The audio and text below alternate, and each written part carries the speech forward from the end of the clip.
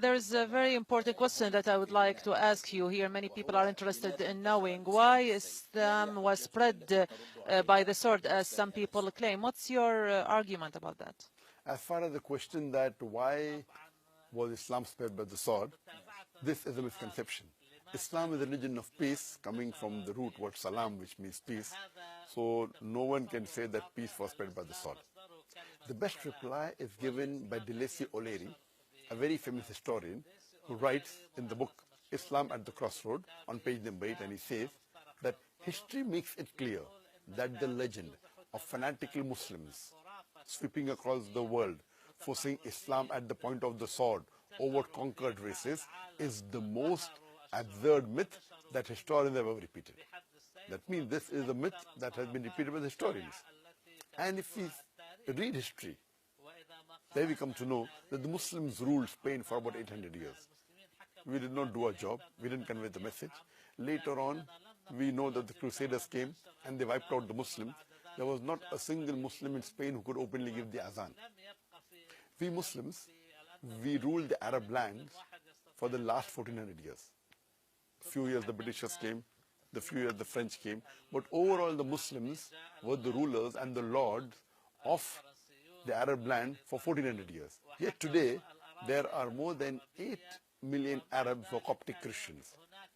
If we wanted, we could have converted every non-Muslim at the point of the sword. These 8 million Coptic Christians, they are giving Shahada. They are bearing witness that Islam wasn't spread by the sword. We Muslims, we ruled India for 1,000 years.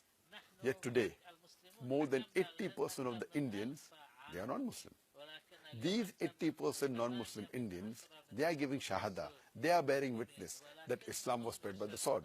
If we wanted, we could have forced every non-Muslim to accept Islam at the point of the sword. Today, today Indonesia, which is one of the largest countries which has Muslims, which Muslim army went to Indonesia? Which Muslim army went to Malaysia, which has 60% Muslims? Which Muslim army went to the east coast of Africa, which has 90 to 100% Muslims? Which army? It was mainly by the traders, by the amal, by the actions, by the nature that people accepted Islam. And Thomas Carlyle, he writes in his book, Heroes and Hero Worship, that every new idea originates in the mind of one. In one man's head, it dwells alone. It will do little good that he picks up a sword and propagates it. You have to first get your sword.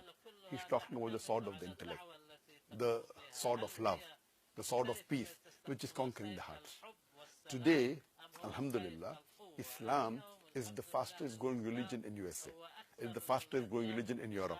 It is the fastest growing religion in the world. If Islam is a religion which is spread by the sword, I want to know that who is using the sword today in America, in Europe. There was a survey done which came in the Plain Truth magazine and the Reader Digest Almanac Yearbook 1984. There was a survey in the increase in the major world religion in 50 years, from 1934 to 1984. And number one major increase was Islam, 235%. Christianity, only 47%. I want to ask the question, which war took place between 1934 and 1984, which converted millions of Muslims? So, but natural, Islam is a peaceful religion.